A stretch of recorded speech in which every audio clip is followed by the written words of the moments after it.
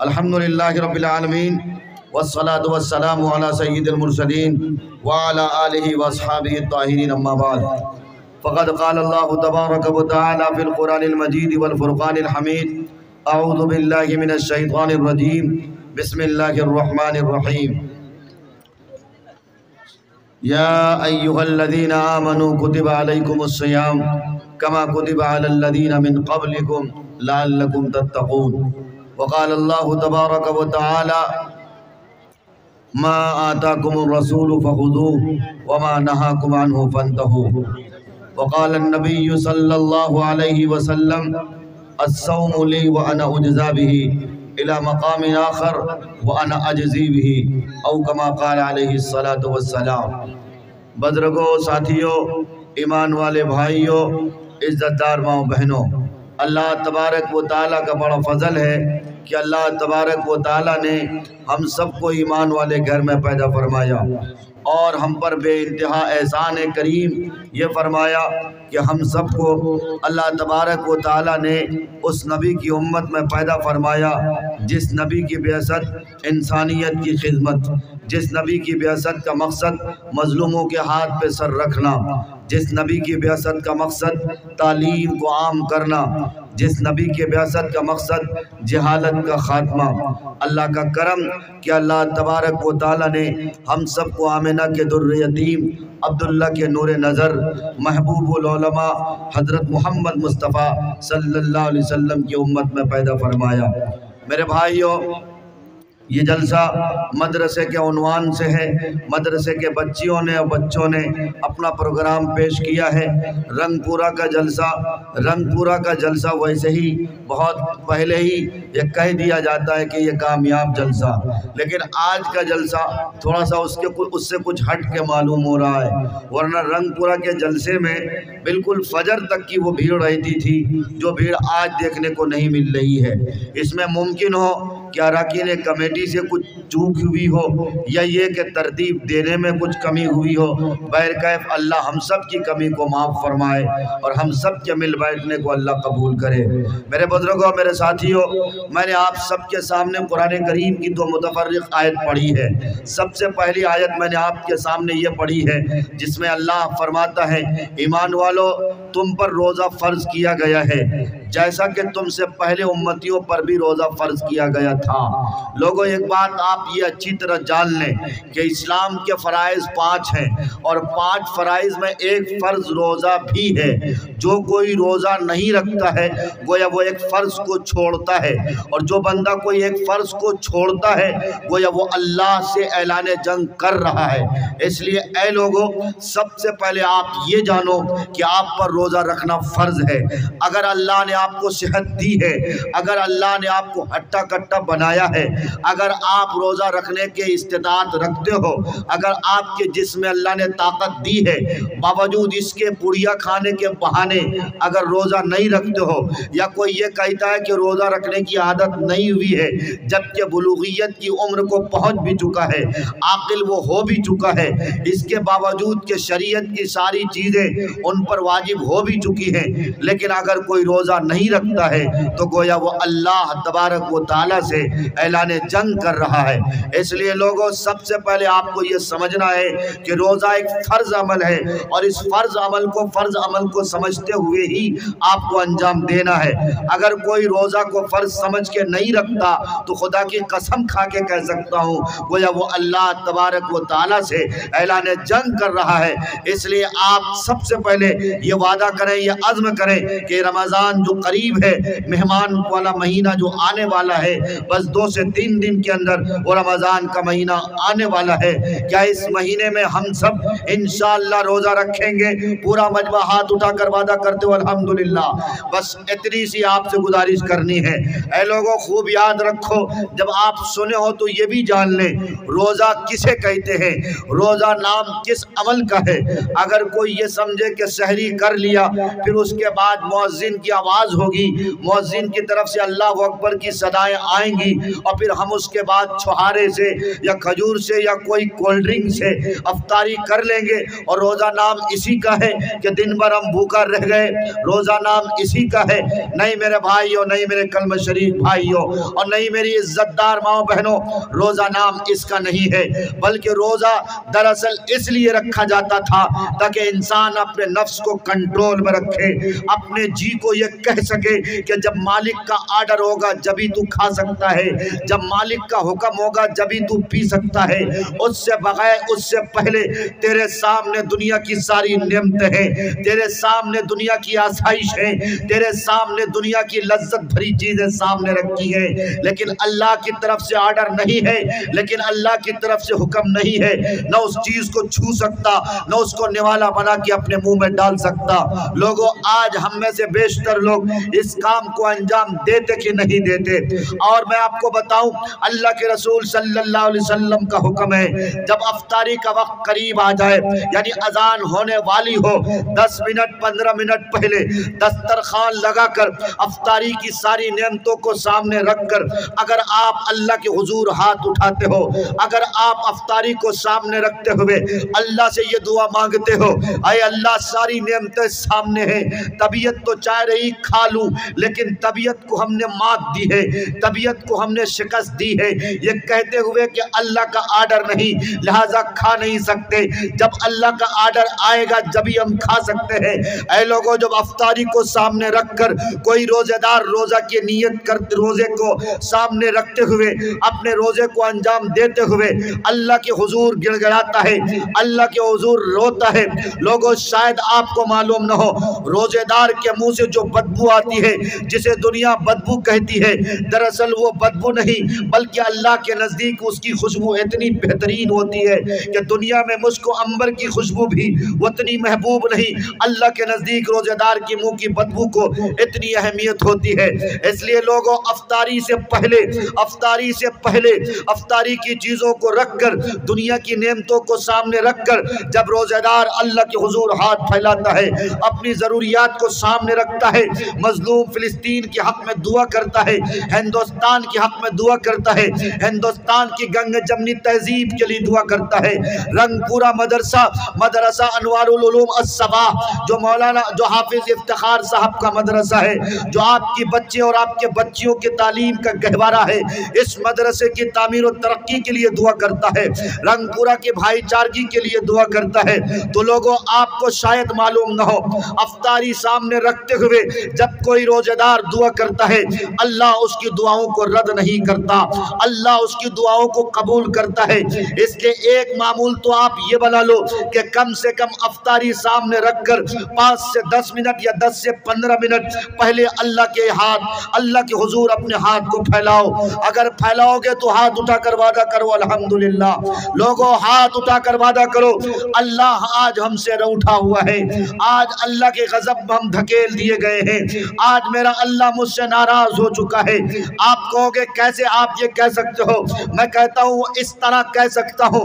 लोगों, खूब याद रखो, आज जिस तरह के हालात पेश हुए हैं, पूरी दुनिया में मुसलमान 1-1.05% मुसलमानों की आबादी पीछे रह गई, लेकिन बावजूद इसके हर जगह मुसलमानों को काटा जा रहा, हर जगह मुसलमानों को मारा जा रहा, हर जगह मुसलमानों को छांटा जा रहा। लेकिन लोगों, बताओ, हम और आप अल्लाह से दुआ तो करते हैं, अय अल्लाह तेरी मदद कब आएगी, अय अल्लाह तेरी नुसरत कब आएगी। हम्मास के लड़ाकू, हम्मास के मुजाहिदीन गजा की पट्टी में लड़ भी रहे हैं, अपने बच्चे और बच्चियों की शहादत पेश भी कर रहे हैं, मजलूम आए दिन निहत्ते आए दिन अपनी जानों का नजराना पेश भी कर रहे हैं। लेकिन लोगों, बताओ क्या अल्लाह की मदद आ रही है?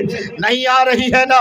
तो इसका मतलब समझो कि जब आप अपने गुनाहों पर इस्तग़फ़ार नहीं करोगे, जब आपको निदामत के आंसू बहाने की तौफीक न मिलेगी, जब आपको अपने गुनाहों पे पछतावा न होगा, जब नौजवान नस्लें अपनी आंखों को आवारा बना देंगी, जब समाज को बेहिसी के माहौल में गर्म कर दिया जाएगा, जब जलसे को मेला ठेला बनाया जाएगा, जब जलसे में बाकायदा तौर पर खिलौने की दुकानें और दुनिया में तरह तरह की दुकानें सजा दी जाएगी और जलसा लोग देखने आएंगे, जलसा सुनने नहीं आएंगे, आएंगे तो लोगों याद रखो, जब जहेज की लानत सर चढ़ के बोलने लगेगी, लोगों याद रखो जब तालीम के नाम पर उरियानियत बामे उरूज को पहुंच जाएगी, लोगों जब हवा की बेटियों को नचाया जाएगा, लोगों जब शादी ब्याह के मौके पर जहेज के लानत को बहुत ज्यादा बढ़ावा दिया जाएगा, लोगों याद रखो निकाह को बहुत मुश्किल और बहुत ज्यादा कठिन अमल बना दिया जाएगा, और शादी और निकाह जो सबसे अच्छा काम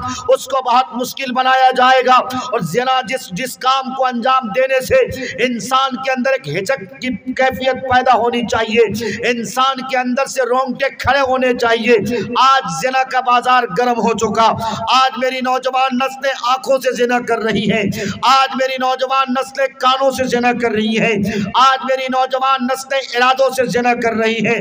लोगों जब बेहिसी का दौर दौड़ा हो चुका होगा, जब शराब नोशी आम हो जाएगी, सट्टाबाजी का बाजार गर्म हो जाएगा, जब झूठ की मंडी हमारे समाज में फैल चुकी होगी, जब हवा की बेटियां अपने सरों से दुपट्टे को उठा फेंकेंगी, जब हवा की बेटियां टाइट कपड़ा पहनेंगी, चुस्त कपड़ा पहनेंगी, बारीक कपड़ा पहनेगी और बुर्का ऐसा पहनेंगी जिस बुर्के को बुर्के की जरूरत पड़ेगी, तो खूब याद रखो, खूब अच्छी तरह याद रखो, फिर अल्लाह की तरफ से मदद नहीं आ सकती। ए लोगों, अगर तुमने ये समझ रखा है कि घर में हलवा पराठा बनाने से अल्लाह की मदद आ सकती है, ईद में सेवैया पका लेने से अल्लाह की मदद आ सकती है, और नौजवानों अगर तुमने ये समझ रखा है जुम्मे को मुसलमान अपने आप को बनाकर टोपी लगाकर और परहन पहनकर और दो चार लोगों को मुबारक जुम्मे की मुबारकबादी पेश कर देने से अल्लाह की मदद आ सकती है, तो ये खाम ख्याली है, तो फिर ये हिमाकत वाली बात होगी। अल्लाह की मदद जब ही आ सकती है, अल्लाह कुरान में कहता है इन तंसुरुल्लाह यंसुरकुम व युसब्बित अक़दामकुम, लोगों तुम अल्लाह की मदद करो, तुम अल्लाह के दीन की मदद करो, आओ अल्लाह की रस्सी को मजबूती से थामो, आओ अल्लाह को मनाओ, अल्लाह के रूठे हुए मनाओ। ए मेरे भाइयों, आज मेरा खुदा मुझसे रूठा हुआ है, आज अल्लाह का गजब और अल्लाह के गुस्से में हम धकेल दिए गए हैं, इसलिए वक्त की जरूरत है, वक्त की पुकार और वक्त की सदा है, इस रूठे खुदा को मनाएं, अपने नाराज अल्लाह को मनाएं। इसके लिए आपको करना क्या पड़ेगा, रमजान जैसा मुकद्दस महीना आ रहा है, जिस रमजान के महीने की बरकत का हाल ये है, दीगर महीनों में और दीगर महीनों के दीगर रातों में हम अल्लाह की रहमत को तलाश करते, लेकिन रमजान एक ऐसा मुबारक महीना है जिस महीने में कि अल्लाह की रहमत अल्लाह के बंदों को तलाश करती है कोई अपने गुनाहों से माफी चाहने वाला, अल्लाह की रहमत जोश में आती है। इस महीने में चंद रातें वो आती हैं जिसे कुरान करीम ने शब कदर की रातें कही हैं, जिसके बारे में बाकायदा तौर पर सूरत नाज़िल हुई है सूरह कद्र के नाम से। इसलिए लोगों, रंगपुरा के मुसलमानों, अतराफ व अकनाफ से आए हुए मेरे कलम शरीक भाइयों, इस मुकद्दस, इस मुबारक, इस मोहतरम महीने को आप अपने हाथ से जाया मत होने दो। ए नौजवानों, तुम गुटका पुड़िया खाने के खातिर इस रमजान के महीने की नाकदरी मत करना, बल्कि इस महीने से बाकायदा फैज़याब होना, इस महीने के एक कीमती लम्हात से अपने आप को माला माल करना। तेरा रिश्ता मस्जिद से जुड़ना चाहिए, तेरा रिश्ता मदरसों से जुड़ना चाहिए। तो सुबह की नमाज के लिए, फजर की नमाज के लिए, सहरी के बाद अगर अल्लाह ने तुझे तौफीक दी, 2-4 रकात तहज्जुद की नमाज भी पढ़ लेना, इसलिए कि दीगर महीनों में अल्लाह तहज्जुद की तौफीक नहीं देता, लेकिन रमजान के मुबारक महीने में सहरी की बरकत और सहरी की रहमत की वजह से अल्लाह बंदों को तहज्जुद की तौफीक भी देता है। इसलिए लोगों, जब बंदा तहज्जुद पढ़ता है, अल्लाह के आगे रोता है, गिड़गिड़ाता है, अल्लाह के आगे अपने गुनाहों को पेश करता है, अपने लिए नहीं बल्कि आलम इस्लाम के लिए दुआ मांगता है, अपने लिए नहीं बल्कि मस्जिद अक्सा की उजड़ती हुई वीरानी के लिए, मस्जिद अक्सा की ईंट से ईंट बजाने के जो ख्वाब है उसके लिए दुआ करता है। जब मजलूम फिलिस्तीनियों के लिए आप हाथ उठाओगे, जब निहत्ते मजलूमों के लिए हाथ उठाओगे, जब हिंदुस्तान की गंगा जमनी तहजीब के लिए हाथ उठाओगे, जब इन मदरसों के लिए और इन मसाजिद और इन मकातिब और इन खानकाओं और दीनी तंजीमों और मिल्ली और तहरीकों के लिए आप जब हाथ उठाओगे, अल्लाह आपके दिल की मुराद पूरा करेगा, अल्लाह आपके जायज़ ज़रूरियात की तकमील करेगा। ऐ लोगों, खूब याद रखो, ये रमज़ान का महीना आ रहा है, जिस महीने का मकसद ये है कि इंसान की ख्वाहिश उसकी हकीकत को पा जाए। इंसान की ख्वाहिश की हकीकत सिर्फ इतनी सी है कि इंसान अपनी ख्वाहिश को मालिक के हकीकी के सामने सामने ज़ेर कर दे, मालिक हकीकी के सामने सरने को कर दे। इंसान को यह महसूस होना चाहिए, इंसान को यह बाबर करना चाहिए, इंसान को यह बताना चाहिए कि सब कुछ दिया हुआ अल्लाह का है, मिल्कियत अल्लाह की है। मेरी सांसें चलती तो अल्लाह के आर्डर से चलती, दरख्त से एक पत्ता गिरता तो अल्लाह के आर्डर से गिरता है। आज दस्तरखान पे फल है, फ्रूट है, आज दस्तरखान में ड्राई फ्रूट है, आज दस्तरखान में तरह तरह के मशरूबात है, आज दस्तरखान में तरह तरह की फ्राइडी आइटम्स है, आज दस्तरखान में तरह तरह की लज्जत भरी चीजें हैं। तब ये चाहती जुबान कहती है इसको निगल लिया जाए, पेट कहता है इसको अंदर ले लिया जाए, लेकिन नहीं खा सकते। रोजादार उस वक्त तक लुक़मे को हाथ नहीं दे सकता जब तक कि अल्लाह अकबर की अज़ानी, अल्लाह अकबर की सदा रोजेदार के कानों तक नहीं पड़ जाती है। लोगों, रोजा नाम इसी का है, रोजा नाम अपनी ख्वाहिश को कंट्रोल करने का है। सहाबा इकराम का एक बड़ा मामूल अमल हुआ करता था। वो मामूल अमल ये हुआ करता था जब ख्वाहिश नफसानी किसी को सताया करती थी। ऐ नौजवानों, आज भी तुम इस अमल को अपने अंदर पाओ, अपने अंदर इस अमल को लाओ। अगर तुम्हें ख्वाहिश बहुत ज्यादा तड़पाने लगे, अगर तेरी आंख बेहया होने लगे, अगर तुम्हें नौजवान लड़कों को, नौजवान लड़कियों को देखकर तेरे अंदर अगर आवारगी आ जाए, तेरे अंदर अगर बेहूदगी आ जाए, तेरे अंदर अगर बेहयाई आ जाए, तेरा ज़मीर अगर कहीं से छड़कने लगे, तेरे दिल में अगर ये बात आने लगे कि फला लड़की बहुत अच्छी लग रही है, उसके साथ अपनी ख्वाहिश पूरी करनी चाहिए, इसका मतलब ये कि तेरी ख्वाहिश कंट्रोल में नहीं है, तुझ पर निकाह वाजिब हो चुका है। इसलिए ज़रूरी ये होता है कि ऐसे मोड़ पर रोजे रखो, रोजे रखकर अपने नफ्स को कंट्रोल में लाओ, अपनी ख्वाहिश को बर्बाद करो, अपनी ख्वाहिश को कुचल दो और अपनी ख्वाहिश को कहो कि जब तक अल्लाह का आर्डर नहीं उस वक्त तक तू कुछ नहीं कर सकता है। लोगों, खूब अच्छी तरह याद रखो, कुरान करीम में अल्लाह ने फरमाया है, और मैंने जो हदीस का टुकड़ा पढ़ा है उस हदीस का मफहूम यह है, नमाज पढ़ोगे बराह रास्त अल्लाह की रजा मिलती तो है, लेकिन इस नमाज का सदका, इस नमाज का सवाब फरिश्तों के जरिए गिनती की जाती है, फरिश्तों के जरिए से अमल वजूद में लाया जाता। रोजे रखोगे, हज करोगे, इसका भी वही मामूल है, ज़कात दोगे, इसका भी वही मामूल है, लेकिन रोज़ा एक ऐसा वाहिद अमल है, रोज़ा एक ऐसा वाहिद काम है, रोज़ा एक ऐसा अकेला अमल है जिस काम और जिस अमल की वजह से अल्लाह खुद फरमाता है, जब कोई बंदा रोज़ा रखता है, जब कोई बंदा रोज़ा रखता है और सिद्क़े दिल से रोज़ा रखता है, आँख से भी रोज़ा रखता है, कान से भी रोज़ा रखता है, अपने दिल के इरादे के साथ भी रोज़ा रखता है, यानी सहरी करने के बाद से लेकर जब तक अफ्तारी कर नहीं लेता उस वक्त तक के अपने आप को कंट्रोल में रखता है, उसकी आंख इधर उधर की चीजों को नहीं देखती, उसका दिल इधर उधर की चीजों को सोच नहीं सकता, उसके कान दुनिया की गलत चीजों को सुन नहीं सकते, उसकी जुबान दुनिया की लायानी बातें बक नहीं सकती, उसके कदम इधर उधर के बाजार और तरह तरह की गंदी मजलिसों में और महफिलों में चलने से उसको रोक दे, उसके हाथ गंदी चीजों को छूने से रोक दे, तो समझो कि उसका रोजा है। लेकिन अगर कोई रोजा रखता है, सहरी करता है, अफ्तारी भी करता है, लेकिन आंखों से गलत भी देखता है, कान से गलत सुनता भी है, जुबान से गलत बोलता भी है, पैर से गलत चलता भी है, हाथ से गलत छूता भी है, तो लोगों याद रखो उसका रोजा रोजा नहीं है, वो सिर्फ भूखा रह रहा है, उसे भूखा रहने के सिवा कुछ नहीं मिलना है। इसलिए आप अगर चाहते हो कि आपका रोजा पूरे जिस्म के साथ रहे, आपका रोजा अल्लाह के काबिल कबूल हो, आपका रोजा अल्लाह के मंजूर नजर हो, इसलिए लोगों अगर आप ये चाहते हो तो फिर आपको उसके लिए काम ये करना पड़ेगा, उसके लिए आपको करना ये पड़ेगा कि पूरे जिस्म के साथ रोजा रखना है। मतलब क्या है कि मेरी आंख गलत नहीं देख सकती, मतलब क्या कि मेरा कान गलत सुन नहीं सकता, मतलब क्या कि मेरा दिल गलत सोच नहीं सकता, मतलब क्या कि मेरा हाथ गलत छू नहीं सकता, मतलब क्या कि मेरा पैर गलत चल नहीं सकता। लोगों वादा करो पूरे जिस्म के साथ रोजा रखोगे कि नहीं रखोगे? हाथ उठाकर वादा करो अल्हम्दुलिल्लाह। ए लोगों खूब अच्छी तरह याद रखो, वादा करना, हाथ उठा के वादा करना अब तो जलसों में बहुत आसान हो चुका है। कब अमल करोगे, कब अमल करोगे? आज मेरा अल्लाह मुझसे रूठा हुआ है। लोगों मस्जिदें हमसे छीनी जा रही है, मदरसों के खिलाफ तरह तरह के हथकंडे और तरह तरह के कानून बन रहे हैं। लोगों खूब अच्छी तरह याद रखो, जब रोजेदार रोजा रखता है उसके बदले उसके जन्नत बाद में दी जाती है। पहले अल्लाह खुद कहता है रोजेदार का बदला मालिक के हकीकी खुद है, यानी अल्लाह खुद उसे मिल जाता है, अल्लाह की रजा उसे मिल जाती है, अल्लाह की रजा का परवाना जिसे मिल जाए। लोगों दुनिया में और उसे क्या चाहिए बताओ। इसलिए रोजा रखो।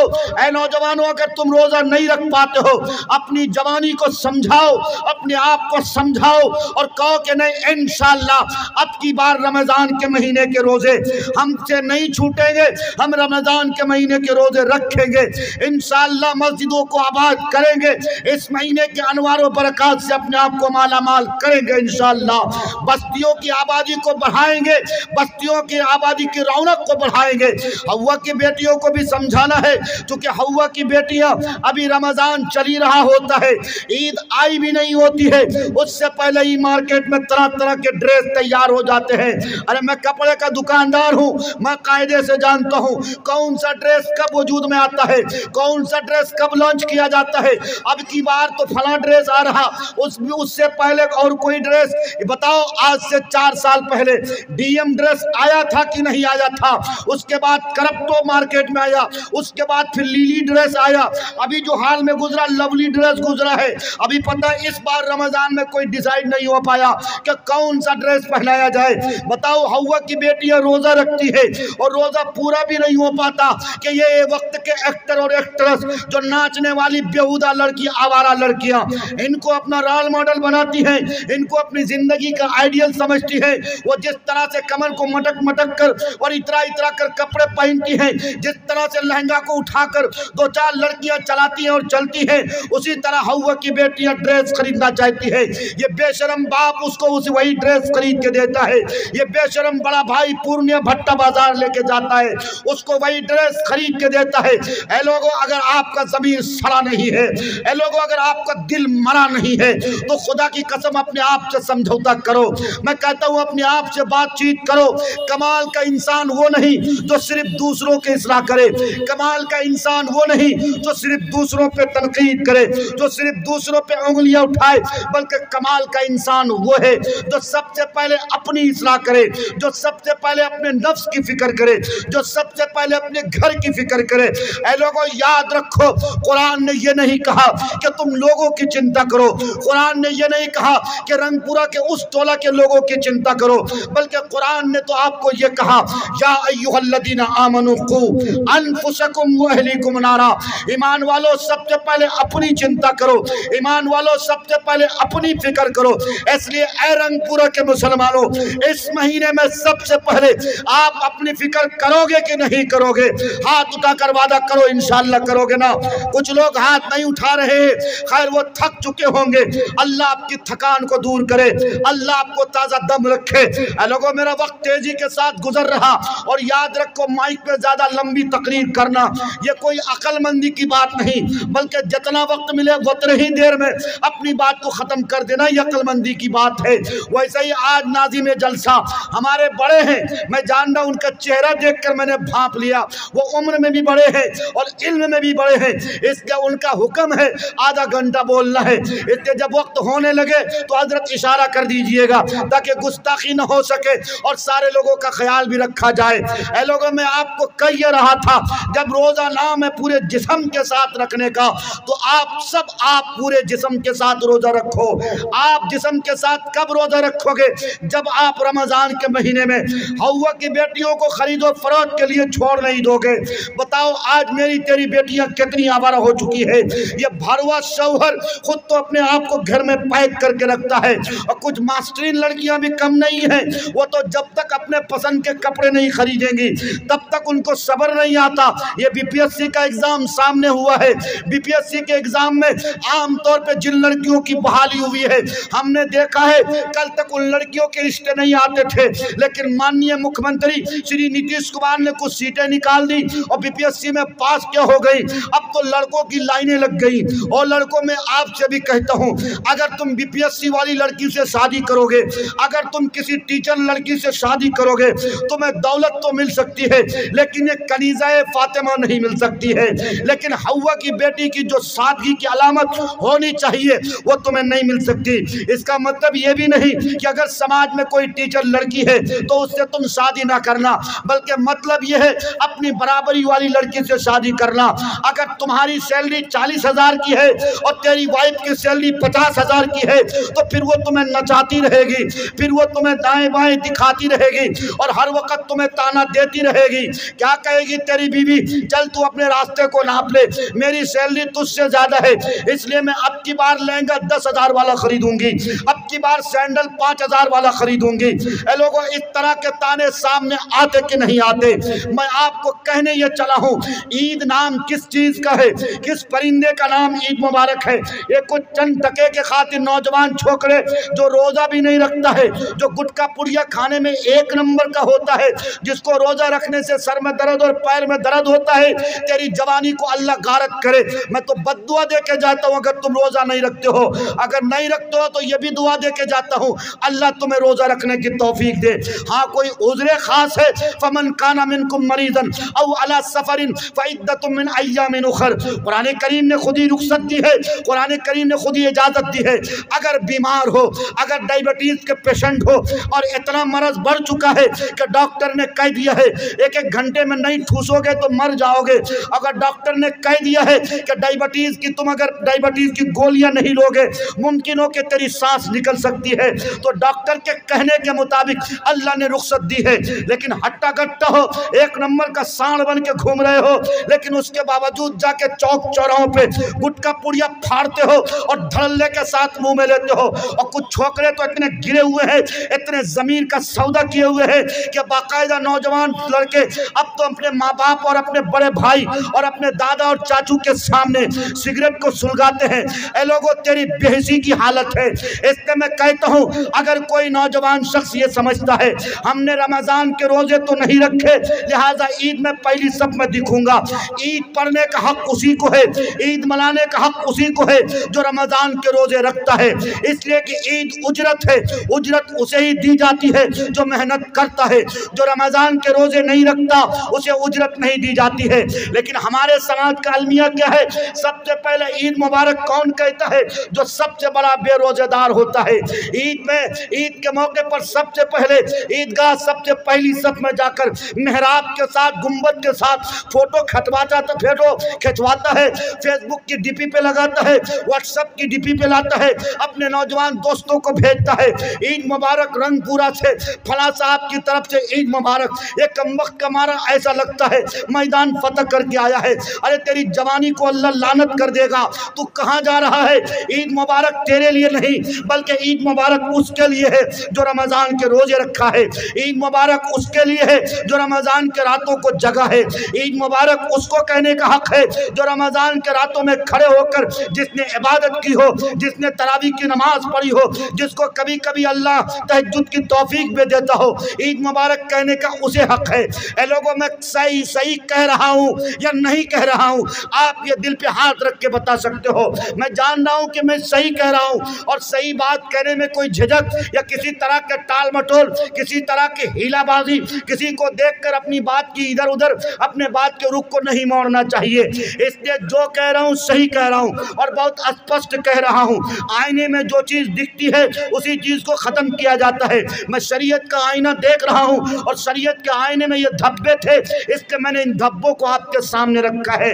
लोगों, रोज़ा नाम एक ऐसे अमल का है जिस अमल के वजूद में लाने के बाद, जिस अमल को करने के बाद, जिस काम को अंजाम देने के बाद इंसान तकवा वाला होता है, इंसान अल्लाह से डरने वाला होता है, इंसान के दिल में ये बात पैदा होती है दुनिया की सारी चीज़ें बाद में, सबसे पहले अल्लाह है, सबसे पहले अल्लाह है। ऐ नौजवानों, आज अगर रमज़ान के महीने को मिलकर, रमज़ान के महीने को हासिल कर कर, शबे कदर की रात को हासिल कर कर रूठे खुदा को अगर मना लोगे, मजलूम फिलिस्तीन के हक में अगर दुआ कर लोगे, मस्जिद अक्सा के हक में अगर दुआ कर लोगे, वो सऊदी अरब, जो सऊदी अरब आज बाकायदा तौर पर बताए तुम्हें रक्सो सुरूर की महफिल सजा रहा है, जो बाकायदा तौर पर शराब की महफिलें सजा रहा है, उस सऊदी अरब को अगर आंख दिखाने का काम करोगे, उस सऊदी अरब की हिदायत के लिए अगर तुम दुआ करोगे, पता है सऊदी अरब में क्या हो रहा?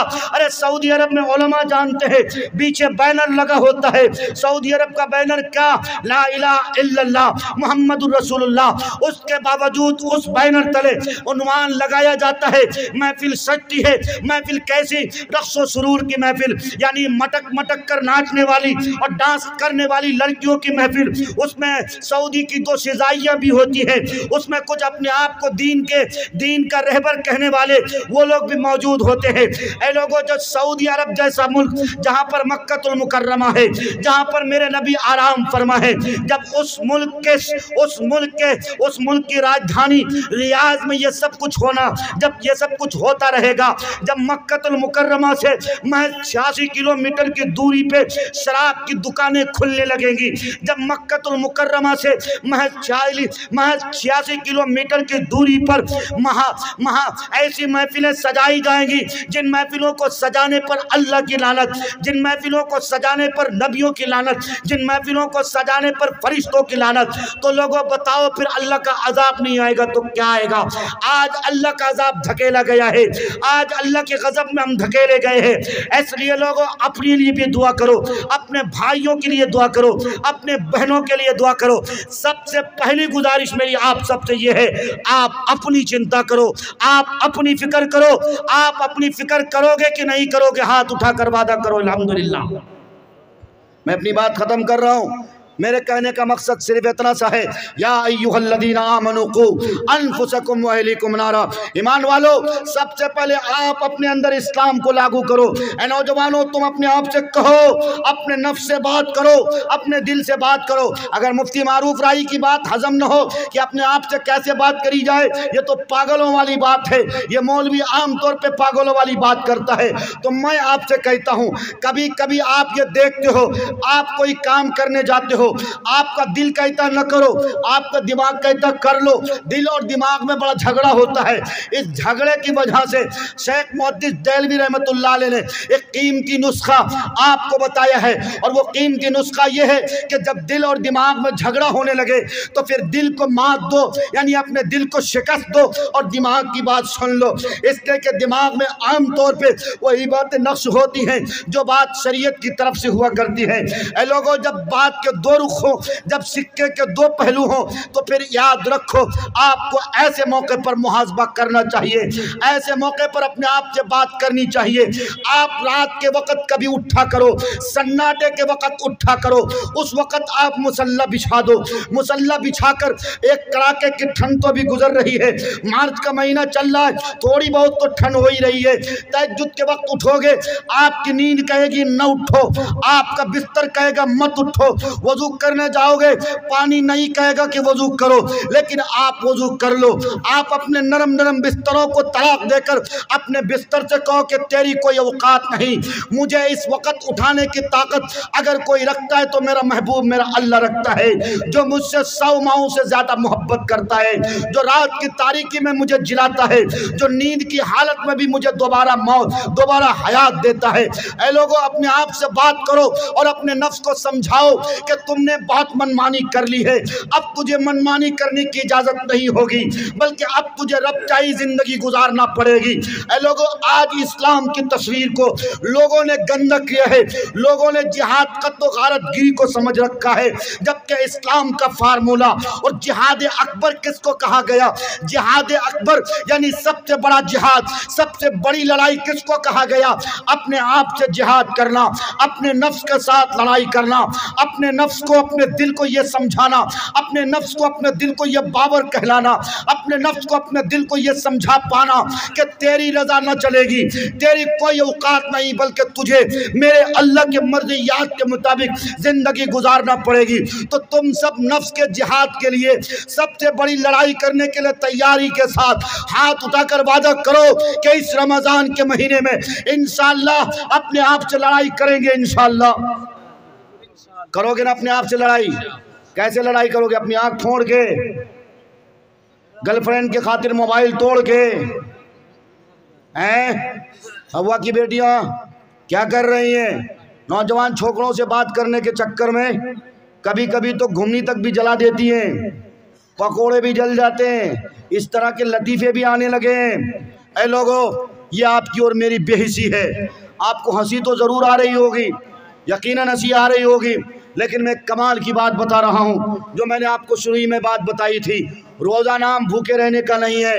अल्लाह के रसूल सल्लल्लाहु अलैहि वसल्लम ने एक मौके पर फरमाया, हदीस का तर्जमा करके आगे बढ़ रहा हूँ, मेरे नबी ने क्या खूब इरशाद फरमाया, बहुत से लोग ऐसे होंगे जो रातों को जगेंगे, बहुत से लोग ऐसे होंगे जो दिन भर रोज़ा रखेंगे, लेकिन उसे रात भर जगने के सिवा बाबा जी का ठुल्लू भी नहीं मिलेगा और उसे दिन भर भूखा रहने के सिवा कुछ भी नहीं मिलना है।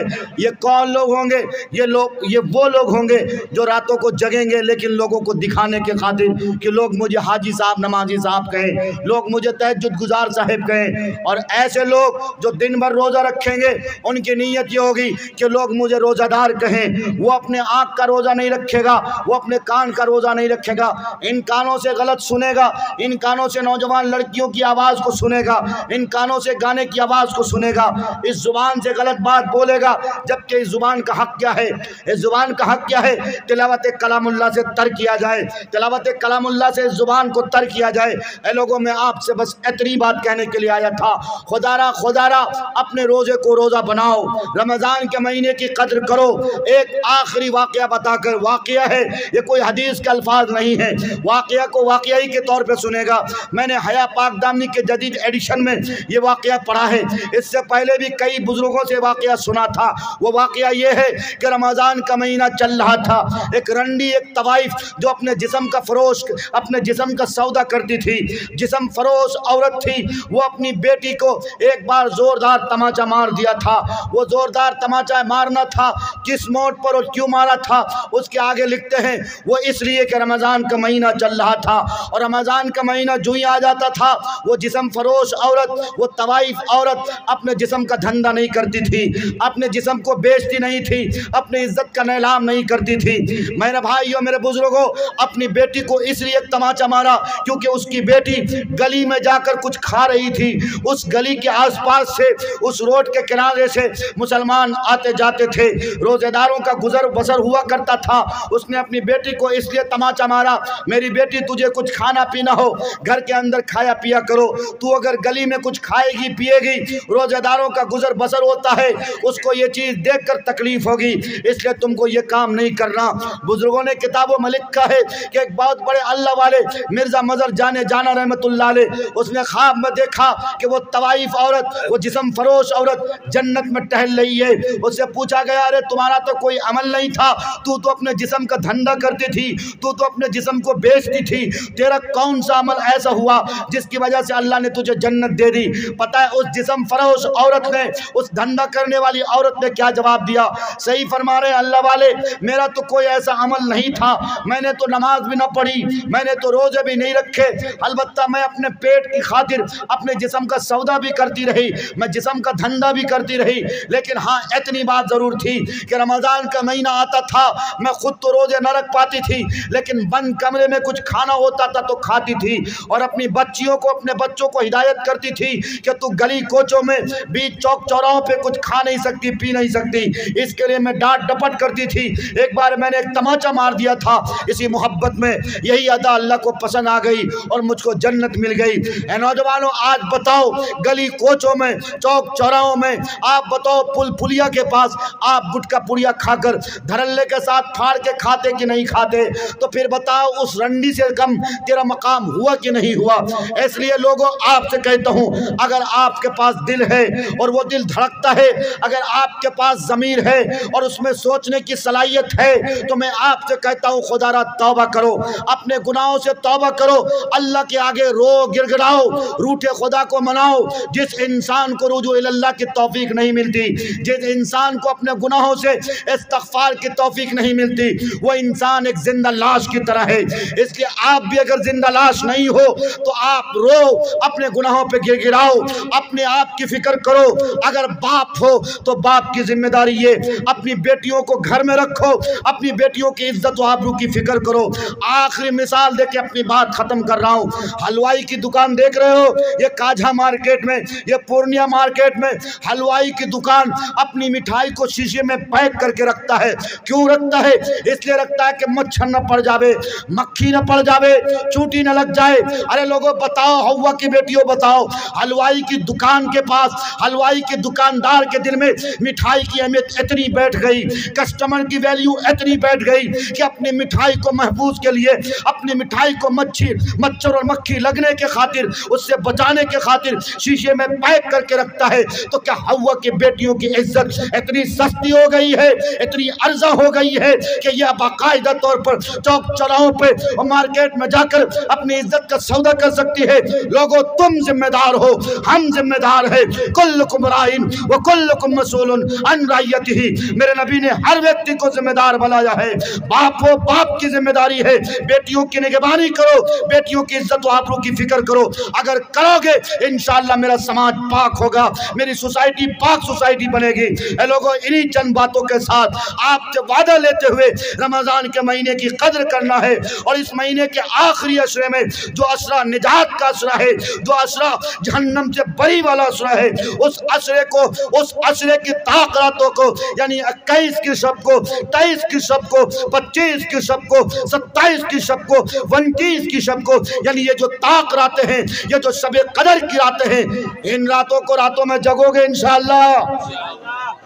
2-4 जगह चाय की दुकानें लगाओगे इंशाअल्लाह? नहीं लगाओगे? फिर क्या करोगे? नौजवान लड़के रातों में बाइक लगाकर रैली लगाएंगे इंशाअल्लाह? नहीं लगाओगे? आप इबादत में मुनहमिक हो जाना, मनाओ खुदा को, दादा दादी नाना नानी के लिए दुआ करो, फिलिस्तीन के लिए दुआ करो, हैकले सुलेमानी के ख्वाब को शर्मिंदा ताबीर न होने दो, इसके लिए दुआ करो। आओ अल्लाह से, अय अल्लाह तेरी मदद कब आएगी? मैं तेरा बंदा, ते अपने गुनाहों के निदामत के साथ, निदामत के आंसू बहाते हुए फिलिस्तीन और मस्जिद अक्सा के हक में दुआ कर रहा हूँ। अल्लाह तू कब भेजेगा अबाबील के परिंदे? दुआ करोगे ना इंशाअल्लाह? करोगे ना इंशाअल्लाह? अल्लाह, हमने जो बातें कही हैं, हमारे भाइयों ने जो बातें सुनी हैं, हमें कहने से ज़्यादा, हमारे भाइयों को सुनने से ज़्यादा हम सबको उस पर अमल की तौफीक अता करे। ज़माने को शायद बताना पड़ेगा, नया रंग अपना दिखाना पड़ेगा। फ़कत तस्बीहों से नहीं मिलती जन्नत, खुदा के लिए सर कटाना पड़ेगा। जो तारीकियों को जहाँ से मिटा दे, दिया कोई ऐसा जलाना पड़ेगा जहाँ पर मोहब्बत का हो बोलबाला। शहर कोई ऐसा बसाना पड़ेगा, सिरातल लदीना अनमता अलैहिम, तुम्हें खुद को इस पर चलाना पड़ेगा। जो आसी है, मग़ज़ूब है, ज़ाली, तुम्हें खुद को इससे बचाना पड़ेगा। व आखिरु दावाना अनिल हम्दुलिल्लाहि रब्बिल आलमीन।